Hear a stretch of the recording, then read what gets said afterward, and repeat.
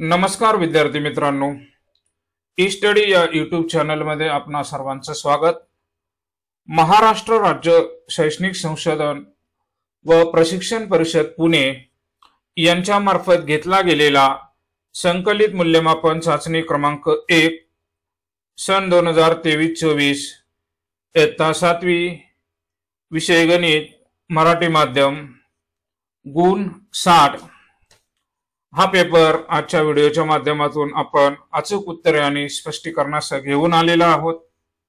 व्हिडिओला सुरुवात करण्यापूर्वी तुम्ही या चॅनलवरती जर नवीन असाल तर चॅनलला सबस्क्राइब करा, समोरच्या बेल आयकॉनचे बटन प्रेस करा। चला तर अधिक वेळ न घेता आपण व्हिडिओला सुरुवात करूया।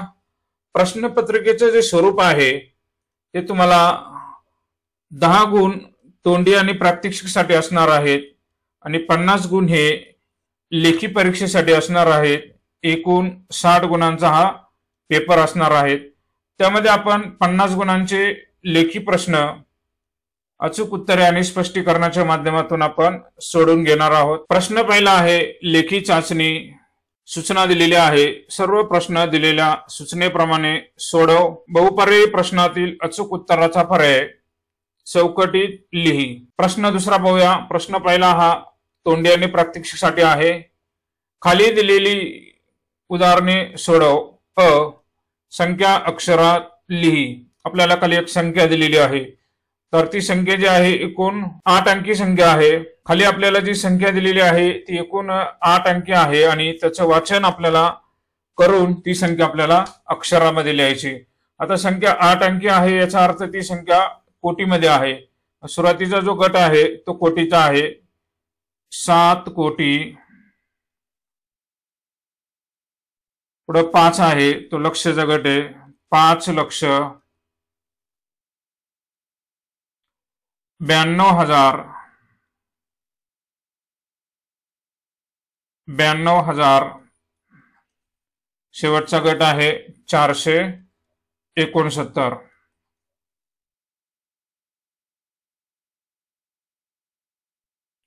या पद्धतीने ही संख्या अक्षरात लिहायची आहे। पुढचा प्रश्न पाहूया। संख्या अंकात लिही। आपल्याला संख्या अक्षरामध्ये दिलेली आहे 29,07,096। आता 29,07,096 याचा अर्थ ही संख्या 7 अंकी आहे। 29 लक्ष आपण सुरुवातीला 29 लिहू, तो लक्षाचा गट झाला। पुढे 7,000, या ठिकाणी 7,000 म्हटलेलं आहे, मग 07 असं लिहावं लागेल। आणि 96 शेवटचा गट हा 3 अंकांचा असतो, त्यामुळे 096 असं लिहावं लागेल। म्हणजे 29,07,096 ही संख्या अंकामध्ये या पद्धतीने लिहायची। त्यानंतर क आकडा संख्या विस्तारित रूपातल्या संख्या दिलेली आपल्याला 4,87,103। आता ही संख्या आपल्याला विस्तारित रूपात मांडणी करून स्थानिक किमतीनुसार लिहायची आहे। आता पहिला अंक जो आहे 4, संख्या ती 6 अंकी आहे, त्यामुळे त्याचं स्थान आहे लाख। 4 लाख, 4 लाख अधिक 8चं स्थान आहे 80,000। 7ची किंमत स्थानिक 7,000 अधिक 1ची किंमत 100 अधिक 0ची किंमत दशक स्थानी 0 आणि 3 हा एकक स्थानी आहे, त्यामुळे त्याची किंमत 3। या पद्धतीने ही संख्या विस्तारित रूपात लिहायची आहे। पुढील प्रश्न पाहूया। ड आकडा बेरीज कर। उभी मांडणीने बेरीज करायची आहे। आपल्याला संख्या दिलेली 27,506 अधिक 54,378। आता ही बेरीज उभी करून घ्यायची। 6 अधिक 8 14, चाला 1, 7 अधिक 1 8, 5 अधिक 3 8, 7 अधिक 4 11, चाला 1, 5 अधिक 2 7, 7 अधिक 1 8। उत्तर आलेलं आहे 81,884। या पद्धतीने ही बेरीज करायची। आता वजाबाकीचा प्रश्न आहे। वजाबाकी कर 1 मार्कासाठी। 2 मधून 4 जात नाही, आपण आजचे घेतले 12, 12तून 4 गेले 8। त्यानंतर 6तून हातचा घेतलेला आपण, त्यामुळे या ठिकाणी 5। आता 5 मधून 6 जात नाही, पुन्हा इथून हातचा घेतला, या ठिकाणी 15 झाले। 15तून 6 गेले, राहिले 9। त्यानंतर 9तून 8 गेला 1, 3तून 5 जात नाही, इथून हातचा घेतला, इथं 6, इथं झाले 13, 13तून 5 गेले, राहिले 7 आणि 6 जसे तसे उत्तर आलेलं आहे 67,198. या पद्धतीने अचूक बेरीज करायची आहे. पुढचा प्रश्न पाहूया. गुणाकार कर. आता गुणाकार करण्यासाठी आपल्याला 3 अंकी संख्या दिलेली 492 आणि त्याला 67 ने गुणायचं आहे. आता गुणाकार करताना आपण 7 ने वरच्या प्रत्येक अंकाला गुणून घेऊया. 7 दुने 14, चाला 1, 7 9 63 अधिक 1 64, हातचे आले 6, 7 चौक 28, 28 अधिक 6 34. आता 6 ने गुणायचे. 6 दशक स्थानी आहेत त्यामुळे 1 0 मांडून ठेवायचा आहे. 6 दुने 12, चाला 1, 6 9 54 अधिक 1 55, हातचे आले 5, 6 चौक 24, 24 अधिक 5 29. आता यांची आपल्याला बेरीज करायची. आता बेरीज केल्यानंतर आपल्याला गुणाकाराचं उत्तर मिळून जाईल. 4 अधिक 0 4, 4 अधिक 2 6, 4 अधिक 5 9, 9 अधिक 3 12, चाला 1, 2 अधिक 1 3. उत्तर आलेलं आहे 32,964. ग प्रश्न भागाकार कर. 7,038 भागिले 14. आता 7,038 ला आपल्याला काय करायचंय? 14 ने भागायचंय. 7,038 भागिले 14. आता 14च्या पाड्यामध्ये 7 ने शून्याचा भाग द्यावा लागेल. 14 0 0, बाकी राहिली 7, वरचे 3 खाली घेतले 70 झाले. 14च्या पाड्यात 70 आहे. 14 पंचे 70. या ठिकाणी वजाबाकी केली तर बाकी राहिली 0, वरचे 3 खाली आणले. 14 ने 3 ला भाग जाणार नाही, पुन्हा शून्याचा भाग. 14 0 0, वजाबाकी आली 3, वरचे 8 खाली घेतले. आता 14च्या पाड्यात 38, 14 दुने 28 आहे. 14 दुने 28, 38 वजा 28, शिल्लक राहिले 10. म्हणजे या ठिकाणी भागाकार केल्यानंतर आपलं उत्तर आलेलं आहे भागाकार बरोबर 502 आणि बाकी शिल्लक राहिलेली आहे 10. या पद्धतीने उत्तर सोडवायचं आहे. पुढचा प्रश्न पाहूया. राजने 10,000 या रकमेतून 3,850 चे 2 पंखे खरेदी केले तर किती रुपये शिल्लक राहिले? पहा, राजकडे एकूण रक्कम आहे 10,000 रुपये. एकूण रक्कम आहे 10,000 रुपये आणि खर्च केलेली रक्कम किती आपल्याला ते काढावं लागेल. पहा, एका फॅनची किंमत 3,850 आहे. आता 2 पंखे खरेदी केलेले आहेत. आता 2 पंख्यांची खरेदी किंमत काढूया आपण. एका पंख्याची किंमत आहे 3,850 अधिक दुसऱ्या पंख्याची किंमत बेरजेने आपण करू शकतो किंवा 2 ने गुणून हा उत्तर काढू शकतो. 0 अधिक 0, 5 अधिक 5 10, चाला 1, 8 अधिक 1 9, 9 8 17, चाला 1, 3 अधिक 3 6 आणि 1 7, 7,700. म्हणजे खर्च केलेली रक्कम आहे 7,700. आपल्याला काय करावं लागणार आहे? यांची वजाबाकी केल्यानंतर आपल्याला किती रुपये शिल्लक राहिले हे उत्तर मिळून जाणार आहे. पहा, 10,000 मधून 7,700 वजा केल्यानंतर आपल्याला उत्तर मिळून जाईल. आता ज्यावेळेस असे शून्य असतात त्यातून आपल्याला हातचे घेऊन खोडण्यापेक्षा आपण काय करायचं? 10,000तून 1 कमी करा आणि 7,700 मधून 1 कमी करा. आपल्याला वजाबाकी सोप्या पद्धतीने करता येईल. 10,000तून 1 कमी केला तर राहिले. पहा, आता ही वजाबाकी करताना आपण 1 कमी केल्यानंतर शिल्लक राहिले या ठिकाणी 9,999 आणि 7,700 मधून 1 कमी केला, शिल्लक राहिला 7,699 आणि वजाबाकी करायला एकदम सोपे झालेले आहे. 9तून 9 गेला 0, 9तून 9 गेला 0, 9 मधून 6 गेले 3 राहिले, 9 मधून 7 गेले 2 राहिले. तर उत्तर आलेलं आहे 2300. म्हणजे 10,000तून 7,700 वजा केले तर उत्तर राहते 2,300 रुपये. तर राजकडे 2,300 रुपये शिल्लक राहिले असं उत्तर वाक्यामध्ये लिहायचे, कारण प्रश्न लेखी आहे त्यामुळे उत्तर वाक्यामध्ये लिहायचं आहे. पुढील प्रश्न पाहूया. 3 डझन आंब्यांच्या एका पेटीची किंमत 1250 रुपये आहे, तर अशा 45 पेट्या विकल्यावर किती रुपये मिळतील?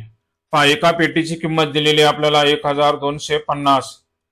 तर अशा 45 पेट्या विकल्यावर तर आपण गुणाकार करून हा प्रश्न सोडवू शकतो. तर 45 ने आपल्याला 1250 ला गुणायचे. 5 0 0 5 5 25 हातच्या आले 2, 5 2 10, 10 अधिक 2 12 हातचा आला 1, 5 अधिक 5 1 5 अधिक 1 6, 6250. त्यानंतर 4 ने आपल्याला गुणायचे. 4 हे दशक स्थानी आहेत, त्यामुळे एक शून्य मांडून ठेवायचा. 4 0 0 4 5 20 हातच्या आले 2, 4 2 8 अधिक 2 10 हातचा आला 1, 4 1 4 आणि 1 5. आता यांची बेरीज केली तर आपल्याला उत्तर मिळून जाईल. 0 0 5 अधिक 0 5, 2 अधिक 0 2, 6 अधिक 0 6, 5 5, 56,250 रुपये.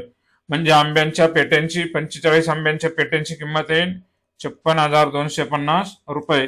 या पद्धतीने हा प्रश्न सोडवायचा आहे. पुढील प्रश्न पाहूया.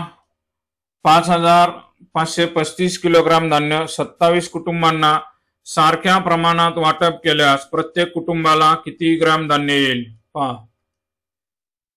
किती किलोग्राम धान्य मिळेल? पहा, आपल्याला समान वाटप करायचे म्हणजे भागाकार करावा लागणार आहे. 5,535 ला आपण 27 ने भागले की आपल्याला उत्तर मिळून जाईल. 27च्या पाड्यामध्ये पहा, शून्याचा भाग दिला, पहिल्याला 5 शिल्लक राहिले, वरचे 5 खाली गेले 55. 27च्या पाड्यामध्ये 27 दुने 54, 2 नंबरला 54 आहेत. 27 दुने 54, 1 शिल्लक राहिला, वरचे 3 खाली घेतले. 27च्या पाड्यामध्ये 13 ने पुन्हा शून्याचा भाग दिला, 13 बाकी राहिली, वरचे 5 खाली आणले, तर उत्तर आलेलं आहे 135.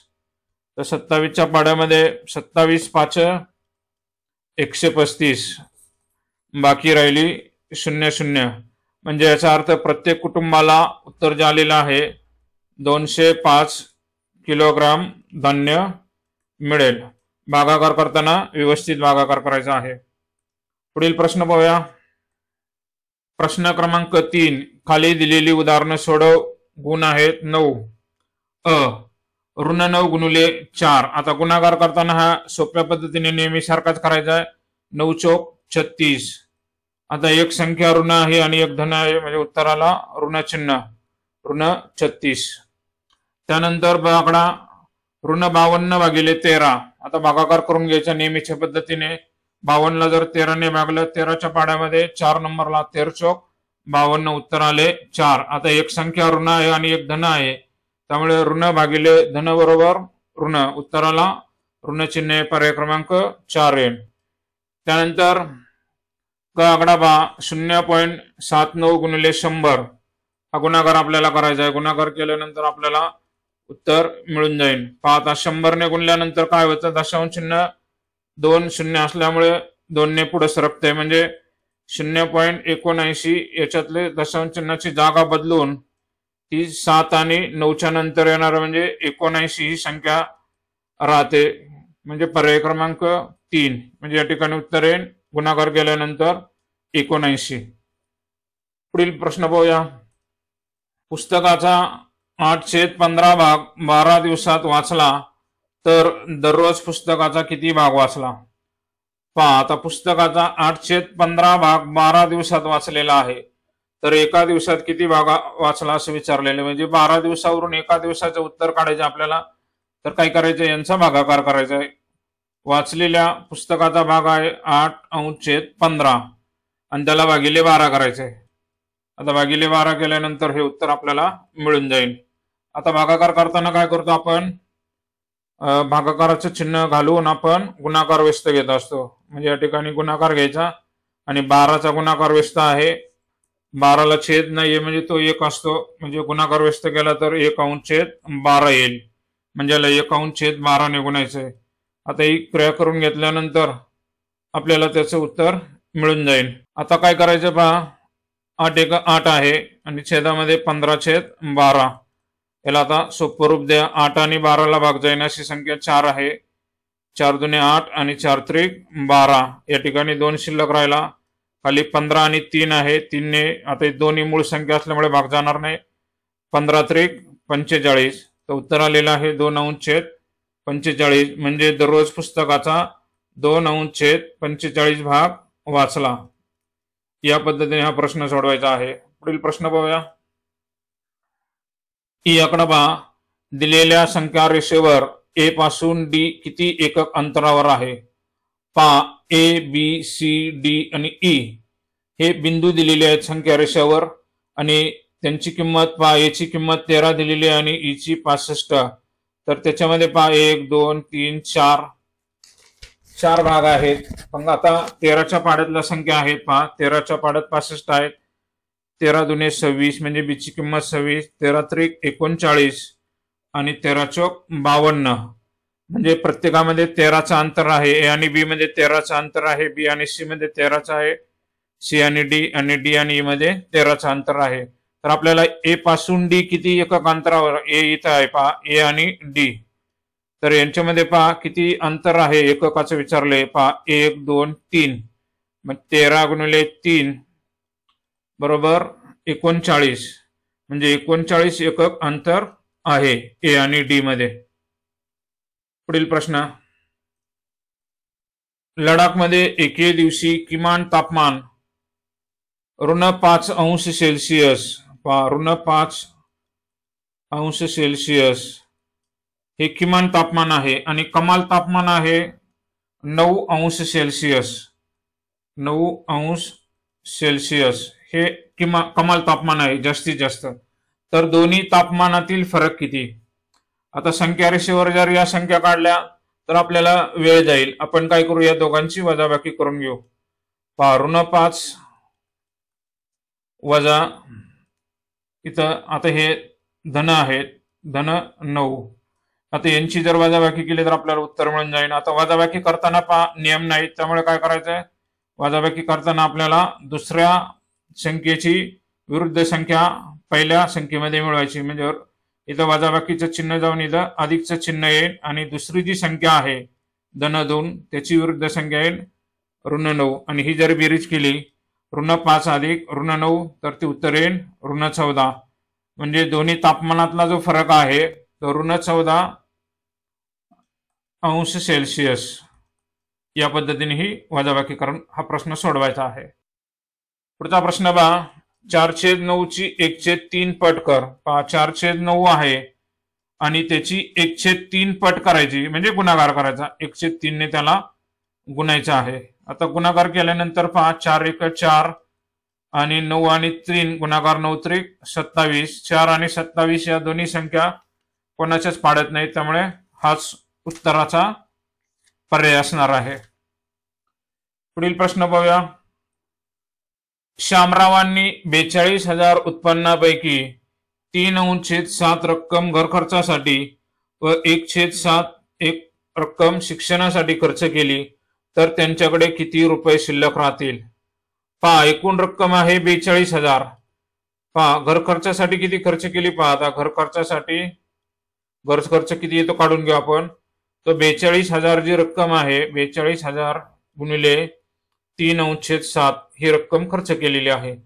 पहा आता 7 ने आपण 42 ला भागलं, 7 × 42 या ठिकाणी 6,000 झाले. 6,000 अधिक 3 हा गुणाकार केला 18 तर उत्तर येते 18,000.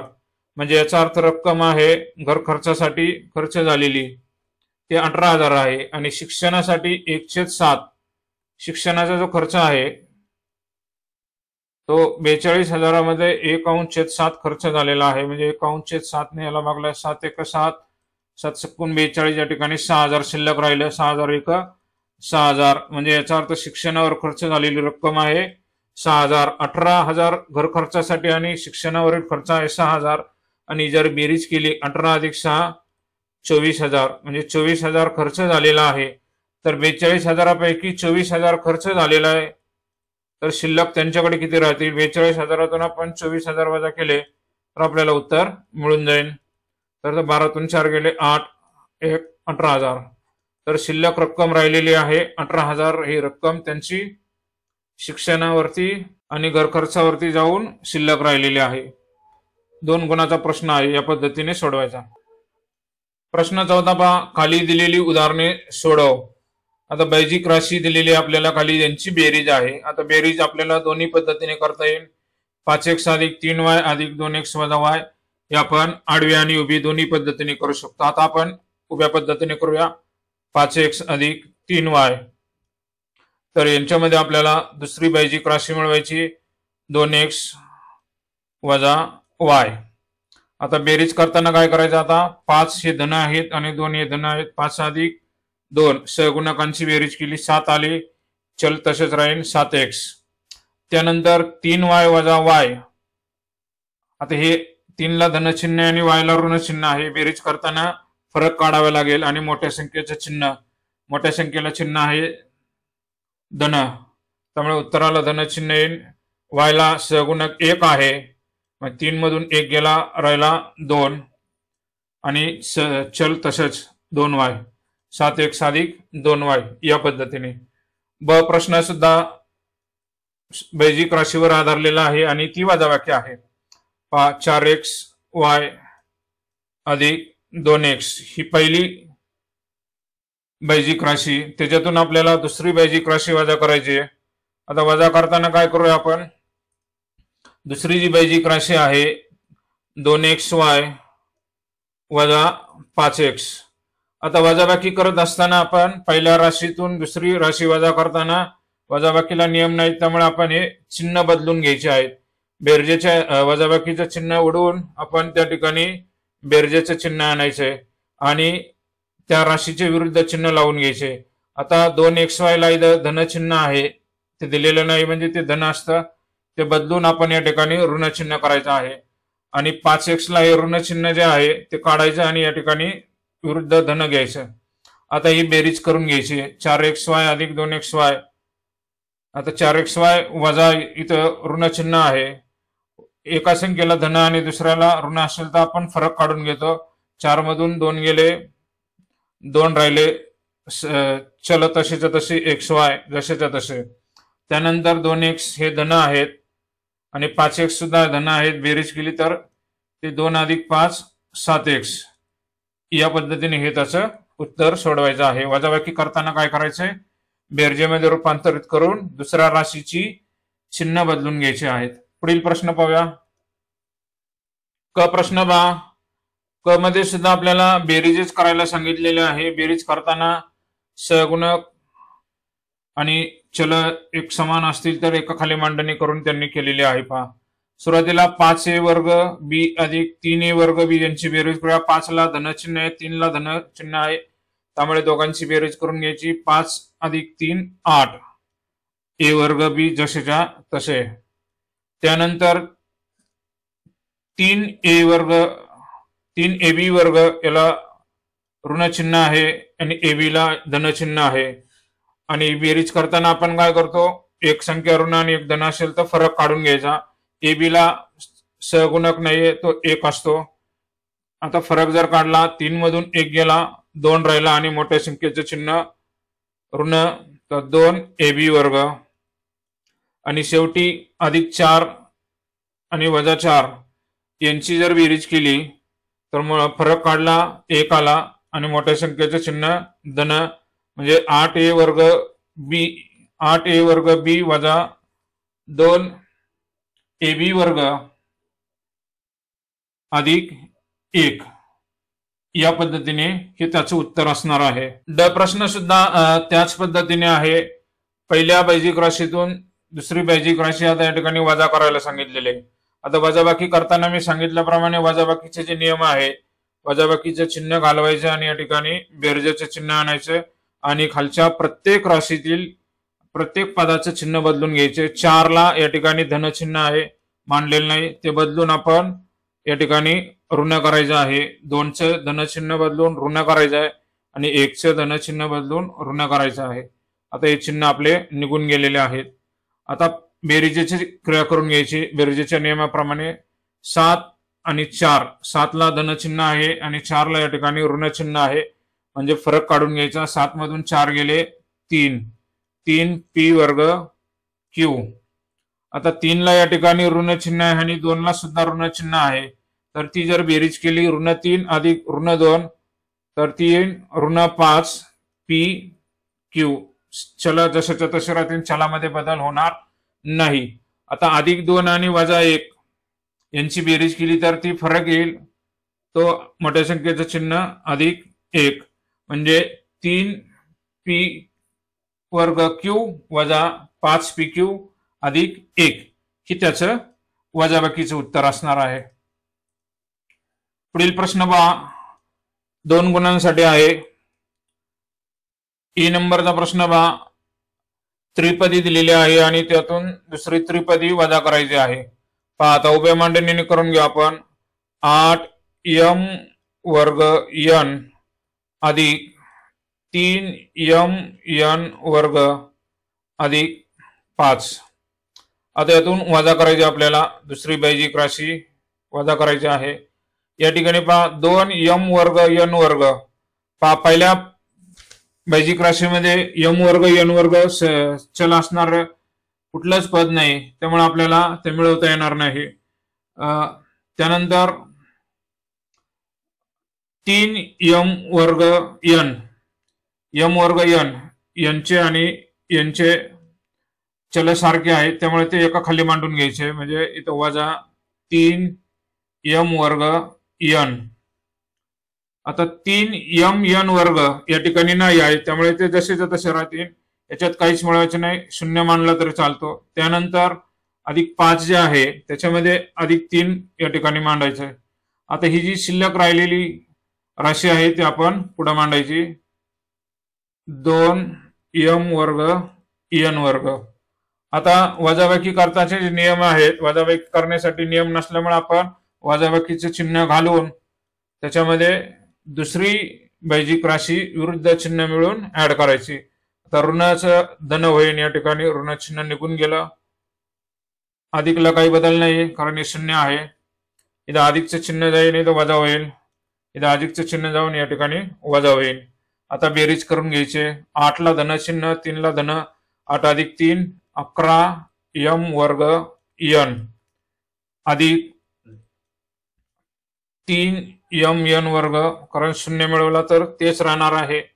5 हे धन आहेत आणि 3 हे ऋण आहेत. वजा फरक काढला, 5 मधून 3 गेले, 2 राहिले. 5चं मोठ्या संख्येचं चिन्ह +2 आणि अधिक इथं वजा 2m वर्ग n वर्ग हे त्याचं उत्तर आहे. या पद्धतीने ही क्रिया करायची आहे.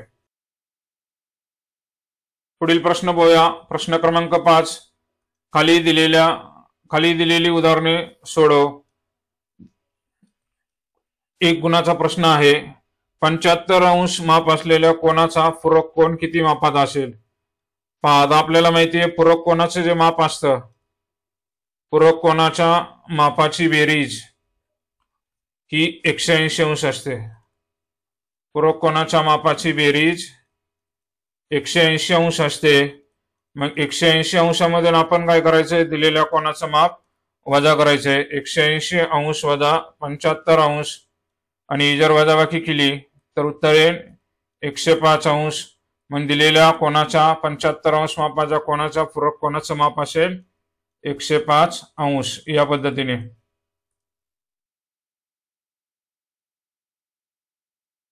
आकडा पहा. आपल्याला आकृती दिलेली आहे आणि त्याच्यावरून शेजारील आकृतीत माप कोन बीओसीचं माप विचारलेलं आहे. म्हणजे कोन बीओसीचं माप आपल्याला विचारलेलं आहे. आता बीओसी कुठे पहा, बी या ठिकाणी आहे, ओ या ठिकाणी आहे आणि सी या ठिकाणी आहे. हा कोन आपल्याला विचारलेला आहे. कोन बीओसीचं माप आपल्याला विचारलेलं आहे. आता कोन बीओसीचं माप आपल्याला त्याचा जो विरुद्ध कोन आहे, अपोजिट अँगल NODचं माप आपल्याला दिलेलं आहे. आपल्याला माहिती आहे विरुद्ध कोनांची माप समान असतात. म्हणजे माप कोन NOD हा जो कोन आहे त्याचं माप आणि बीओसीचं माप हे समान असणार आहे. म्हणजे 70 ला 70°. म्हणजे बीओसीचं माप येईल 70°. कारण ते दोन एकमेकांचे विरुद्ध कोन आहेत आणि विरुद्ध कोनांची माप समान असतात. त्यानंतर पुढचा प्रश्न पाहूया. खालीलपैकी असत्य विधान ओळखा. आता असत्य विधान जे आहे ते आपल्याला ओळखायचे आहे। रेषीय जोडीतील कोण परस्पर पूरक असतात, हे बरोबर आहे। संलग्न कोनात एक भुजा सामायिक असते, हे सुद्धा बरोबर आहे। विरुद्ध कोनांची मापे समान असतात, हे सुद्धा बरोबर आहे, हे आत्ताच आपण पाहिलं। पूरक कोनापैकी किमान एक कोन विशाल कोन असतो, किमान एक कोन विशाल कोन असतो। पहा, पूरक कोनांच्या मापाची बेरीज 180 अंश असते आणि त्याच्यामध्ये दोन्ही आपल्याला पहा 90 अंश अधिक 90 अंश केलं तर 180 येत आहे। त्यामुळे या ठिकाणी विशाल कोन असतीलच असं नाही, त्यामुळे हे विधान असत्य आहे। पर्याय क्रमांक 4, पर्याय क्रमांक 4 या ठिकाणी नोंदवायचा आहे। त्यानंतर पुढील प्रश्न पहा, कोन पी चा कोटी कोन त्याच्या चौपट असल्यास माप कोन पी बरोबर किती? पहा, आता पी चा कोटी कोन त्याच्या चौपट आहे, मग आपण काय करू, पी चं जे माप आहे ते x मानू, मग त्याचा कोटिकोण काय असेल, चौपट म्हणल्यानंतर त्याचा कोटिकोण जो आहे चौपट म्हणजे तो होईल 4x। मग पीचं माप x मानलं तर त्याच्या कोटिकोणाचं माप होईल 4x। तर आपल्या सर्वांना माहिती आहे कोटिकोणाच्या मापाची बेरीज ही 90 अंश असते, म्हणजे x अधिक 4x बरोबर 90 अंश। x हा दिलेला कोन p आणि त्याची चौपट 4x, बेरीज केली तर x अधिक 4x 5x, 5x बरोबर 90 अंश।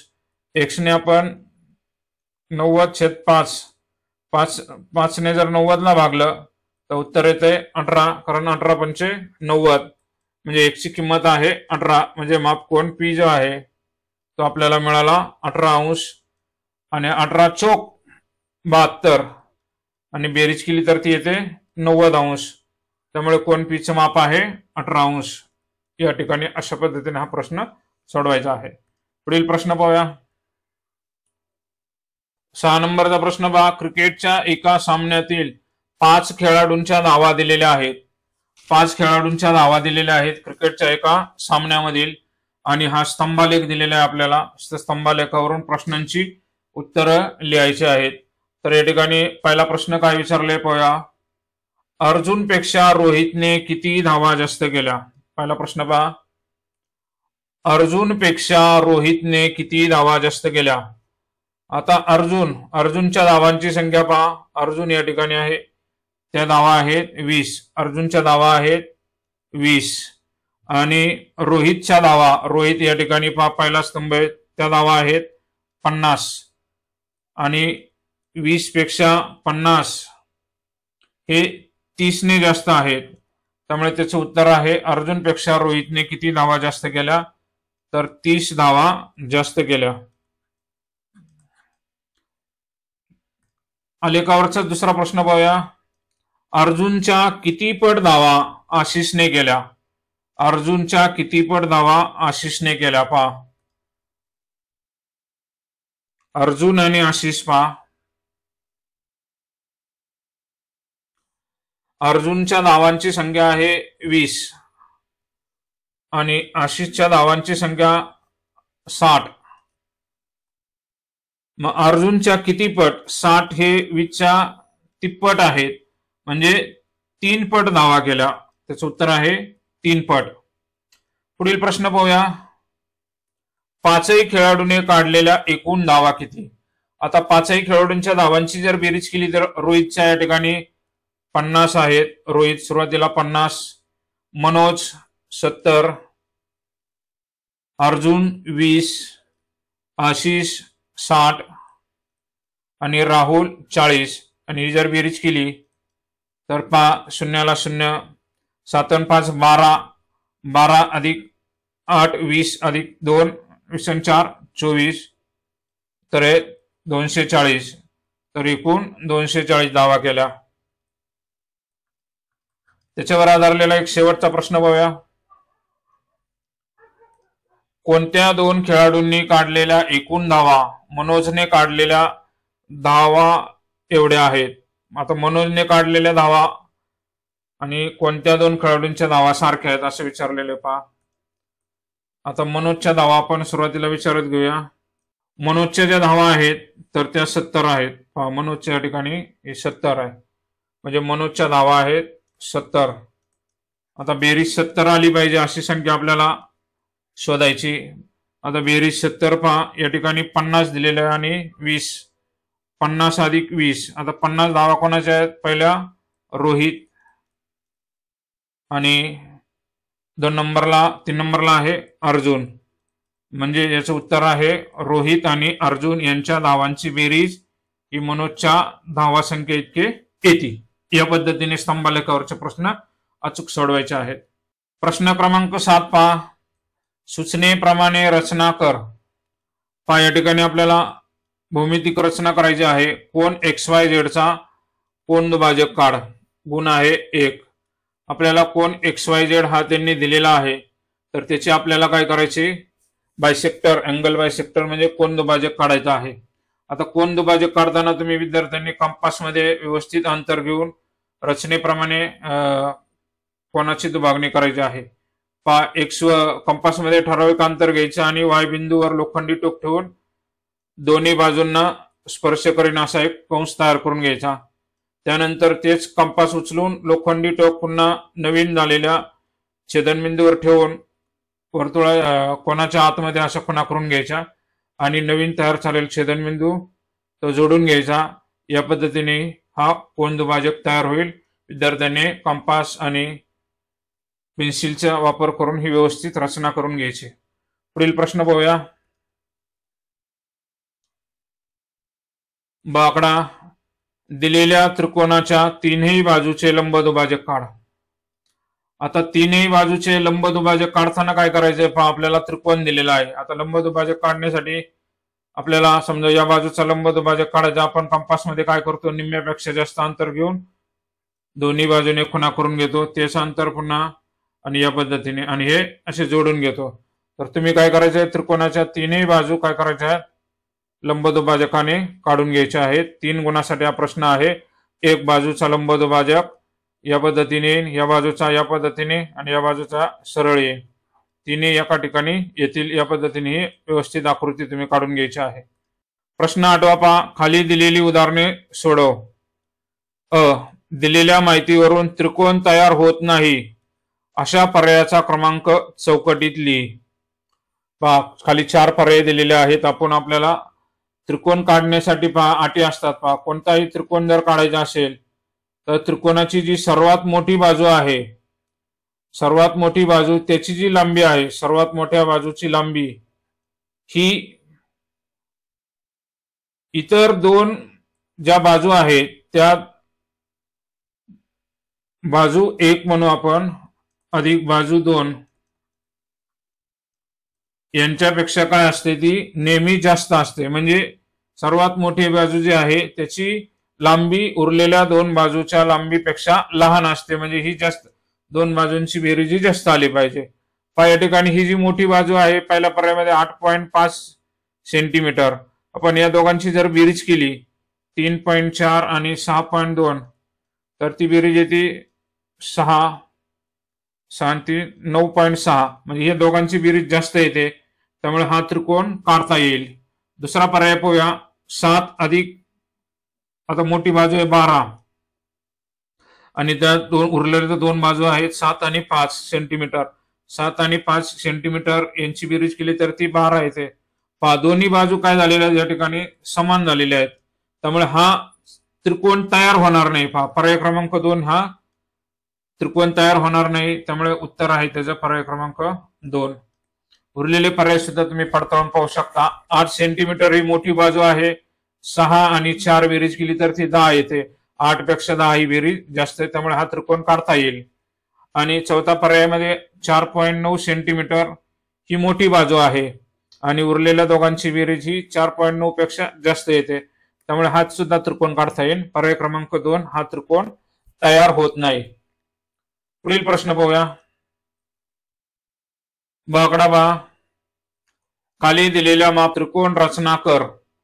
पहा, त्रिकोण JKL आपल्याला काढायला सांगितलेले. आता त्रिकोणाची रचना करताना विद्यार्थ्यांनी कंपास पेटीतील साहित्याचा वापर करून करायचा. मी तुम्हाला कच्ची आकृती काढून दाखवतो. या ठिकाणी पहा, माप कोन जे दिलेला आहे 45 अंश. JK बरोबर लेंथ जे के म्हणजे बाजूची लांबी दिलेली आहे 4.5. सुरुवातीला काय करायचे, 4.5 सेंटीमीटर लांबीचा एक रेषाखंड काढून घ्यायचा. त्याला नाव द्या जे के. तो आहे 4.5 सेंटीमीटर. कंपासमध्ये पट्टीचा वापर करून तुम्ही 4.5 सेंटीमीटर लांबीचा रेषाखंड काढून घ्यायचा आहे. त्यानंतर जे एल ची लांबी दिलेली 6 सेंटीमीटर पहा, आणि त्याच्या अगोदर आपल्याला माप कोण जे दिलेला आहे 45 अंश. आता जे बिंदू पाशी आपल्याला 45 अंशाचा कोण काढून घ्यायचा. कंपासमध्ये योग्य अंतर घेऊन आपण 45 अंशाचा कोण काढून घ्यायचा. त्यानंतर जे एल, जे के एल. आता एल ची लांबी आपल्याला जे एल ची लांबी 6 दिलेली आहे. कंपासमध्ये 6 अंतर घेऊन या ठिकाणी अशी खूण करून घ्यायची, म्हणजे हे अंतर 6 सेंटीमीटर होईल. आणि हा बिंदू असणार आहे एल. आणि हा बिंदू तयार झालेला तो जोडून घ्यायचा, आपला त्रिकोण तयार होईल. या पद्धतीने तुम्ही हा त्रिकोणाची रचना करून घ्यायची. आकडा पहा, काटकोन त्रिकोण PQ R मध्ये. आता काटकोन त्रिकोण आहे आपल्याला. आता कच्ची आकृती जर काढली आपण काटकोन त्रिकोणाची, पहा कर्ण PQ बरोबर 5 सेंटीमीटर. कर्ण आपल्याला दिलेला आहे, कर्णाची लांबी दिलेली आहे PQ, तो आहे 5 सेंटीमीटर. लेंथ RP बरोबर 4 सेंटीमीटर. आता RP हा जो आहे, RP ची लांबी आपल्याला किती दिलेली, 4 सेंटीमीटर. आता ही कच्ची आकृती झालेली आहे. आता आपल्याला काय करायचंय, कच्ची आकृतीवरून पक्की आकृती काढण्यासाठी आता RQ आपल्याला खालचा पाया दिलेला नाही. मग आकृती काय करायची, आपण या दिशेने फिरून घ्यायची, म्हणजे PR ही बाजू खाली घ्यायची. PR बाजू खाली घेतल्यानंतर R बिंदू पाशी काटकोनदार झालेला आहे, म्हणजे या ठिकाणी तुम्ही कोनमापकाचा वापर करून काटकोन काढून घ्यायचा आहे. काटकोन काढल्यानंतर मग तुम्हाला कर्णाची लांबी दिलेली आहे PQ, आणि ते अंतर कंपासमध्ये घ्यायचे 5 सेंटीमीटर आणि खूण करून घ्यायची. P बिंदू पाशी लोखंडी ठोक ठेवून अशी खूण करून घ्यायची. P आणि Q जोडून घ्यायचे. त्याची लांबी असणार आहे 5 सेंटीमीटर. PR ऑलरेडी तुम्हाला दिलेला आहे 4 सेंटीमीटर. या पद्धतीने काटकोन त्रिकोणाची रचना करून घ्यायचे. 2 गुणासाठी प्रश्न आहे. पुढील प्रश्न पाहूया. प्रश्न क्रमांक 9 पहा, खाली दिलेली उदाहरणे सोडव.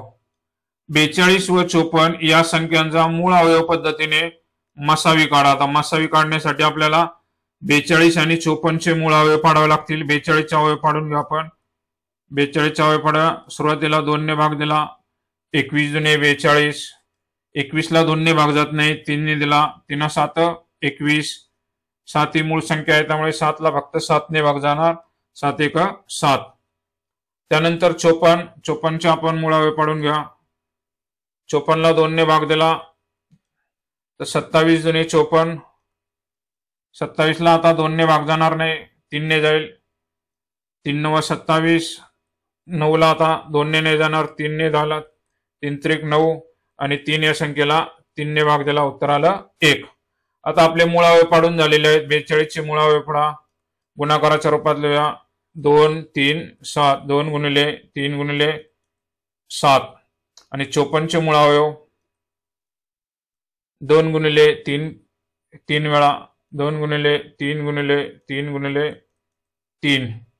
आता काय करायचं, आता मसावी काढायचं आपल्याला. मसावी काढण्यासाठी आपल्याला दोघांमधले सामायिक अवयव शोधावे लागतील. आता सामायिक अवयव कोणकोणते आहेत पाहूया आपण. आता सामायिक अवयवामध्ये सुरुवातीला या ठिकाणी 2 आहे, तो घ्यायचा एकदा. 3 आहे. त्यानंतर 7 आहे, खाली 7 नाही. सामायिक अवयव संपले. या ठिकाणी 2 आणि 3 चा गुणाकार केला, उत्तर आलं 6.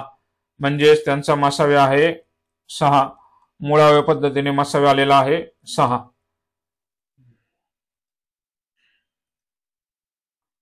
पुढील प्रश्न पहा, 32 व 96 यांचा लसावी काढ. आता 32 आणि 96 यांचा लसावी काढण्यासाठी पहा, 32 आणि 96 यांना आपण काय करूया, भाग देणाऱ्या संख्या कॉमन शोधूया. आता 2 ने आपण 32 ला भाग दिला, उत्तर आलं 16. 2 ने 96 ला भाग दिला तर उत्तर येते 48. 48 ला आता पुन्हा 16 आणि 48 ला भाग जाण्याची संख्या 2 आहे. 2 ने 16 ला भागलं, उत्तर आले 8 आणि 2 ने 48 लावलं, उत्तर आलं 24. त्यानंतर पहा पुन्हा 8 ला आणि 24 ला भाग जाईन अशी संख्या 2 आहे, उत्तर आलं 4. इथे झाले 12. पुन्हा 4 आणि 12 ला भाग जाईन अशी संख्या 2, उत्तर आलं 2. 12 ला भागलं 2 ने, उत्तर आलं 6. 2 आणि 6 ला भाग जाईन अशी संख्या आहे 2, खाली या ठिकाणी 1 शिल्लक राहिला आणि 6 ला भागल्यानंतर 3. आता लसावी काढताना काय करतो आपण, सामायिक आणि असामायिक दोन्ही अवयव आपण घेत असतो. आता हे सामायिक अवयव एवढे आलेले आहेत पहा, 2 हा 5 वेळा आलेला आहे, 2 गुणिले 2 गुणिले हे 5 वेळा. आणि असामायिक मध्ये फक्त एक संख्या आहे 3, तर त्याला 3 ने गुणायचं आहे. हा जर गुणाकार केला 2 दुणे 4, 4 दुणे 8, 8 दुणे 16, 16 दुणे 32 आणि 32 गुणिले 3 हा जर गुणाकार केला 3 दुणे 6 आणि 3 त्रिक 9, तर उत्तर आलेलं आहे 96. याचा अर्थ 32 व 96 यांचा लसावी आहे 96. या पद्धतीने हा तुम्ही प्रश्न सोडवायचा आहे. क प्रश्न बा, 18, 30 व 24 ने भागले असता प्रत्येक वेळी 5 बाकी उरते अशी लहानात लहान संख्या कोणती? पहा, प्रत्येक वेळी बाकी 5 उरते अशी लहानात लहान संख्या कोणती? मग आपण काय करू, 18, 30 आणि 24 यांना भाग जाईन अशी संख्या शोधूया. म्हणजे या तिन्ही संख्याने भाग जाईन अशी संख्या म्हणजे त्याचा लसावी असतो पहा. मग आपण काय करू, 18, 30 आणि 24 चा लसावी काढून घेऊया. 18, 30 आणि 24 यांचा लसावी काढून घेऊया. 18, 30 आणि 24 यांना 2 ने भाग दिला तर उत्तर आलं 9. 30 ला 2 ने भाग दिला, उत्तर आलं 15. 24 ला 2 ने भाग दिला, उत्तर आलं 12. त्यानंतर 9, 15 आणि 12 या तिघांना भाग जाईन अशी संख्या आहे 3. 3 ने 9 ला भागलं, उत्तर आलं 3. 3 ने 15 ला भागलं, उत्तर आलं 5. 3 5 15 आणि 12 ला भागलं, उत्तर आलं 4. 3 चौक 12 या पद्धतीने. त्यानंतर 3, 5 आणि 4 या कोणाच्याच पाड्यात नाहीत, त्यामुळे त्यांना आपल्याला सामायिक काढता येणार नाही. आता काय करायचंय, लसावी शोधण्यासाठी आता सामायिक आणि असामायिकचा गुणाकार करायचा. आता सामायिक कोणते आहेत पहा, सामायिक गुणिले असामायिक. आता सामायिक सुरुवातीचे पहा 2 आणि 3 आहे, 2 गुणिले 3. आणि असामायिक 3, 5 आणि 4, 3 गुणिले 5 गुणिले 4 हा गुणाकार करूया आपण. हा गुणाकाराला 3 दुणे 6, 3 5 15 आणि 15 चौक 60 आणि हा गुणाकार केला 6 6 36 आणि 0, तर लसावी त्याचा 360 आलेला आहे. म्हणजे लसावी 360 आला म्हणजे उत्तर 360 नाही आहे, कारण यांच्या 18, 30 आणि 24 ने 360 ला पूर्ण भाग जातो, म्हणजे बाकी त्याच्यामध्ये शिल्लक राहत नाही.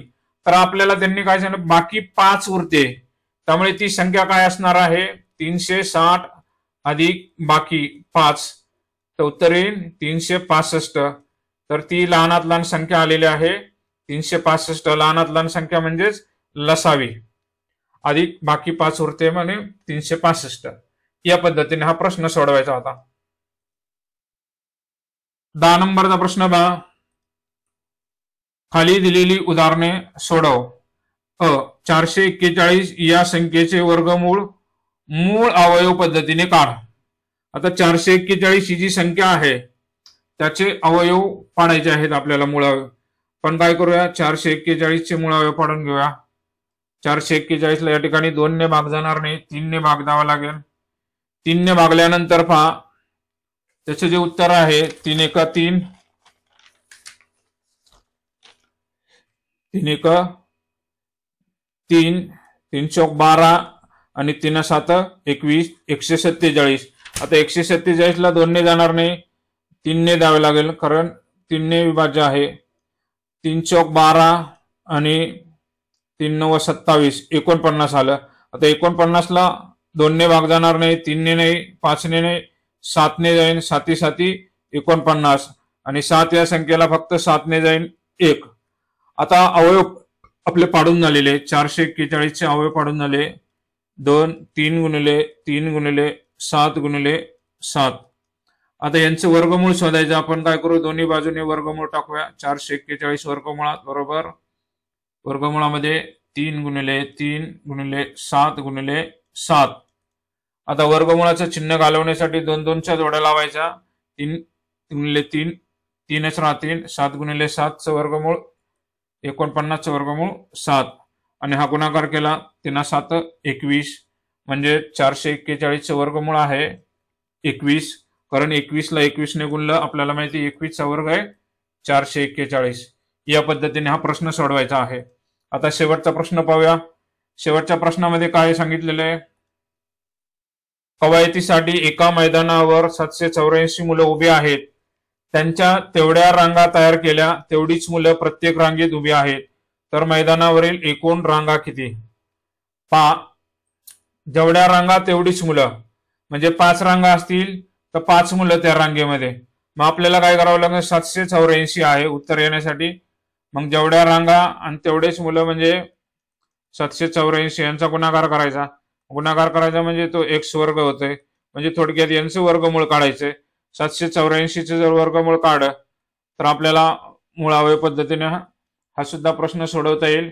त्यासाठी काय करायचंय, मुळावय काढून घेतले तर त्याचं वर्गमूळ आपल्याला निघून जाईल. तर 784चं वर्गमूळ आहे 28. मग याचा अर्थ काय, मैदानावरील रांगांची संख्या आहे 28. म्हणजे 28 रांगा आणि त्या प्रत्येक रांगेत 28 मुलं आणि हा जर गुणाकार केला तर उत्तर येत आहे 784. या पद्धतीने हा प्रश्न सोडवायचा आहे. तर धन्यवाद विद्यार्थी मित्रांनो. व्हिडिओ जर आवडला असेल तर व्हिडिओला एक लाईक जरूर करा आणि इयत्ता 7वीच्या विद्यार्थ्यांना हा व्हिडिओ जास्तीत जास्त शेअर करा. धन्यवाद. भेटूया लवकरच पुढच्या व्हिडिओमध्ये.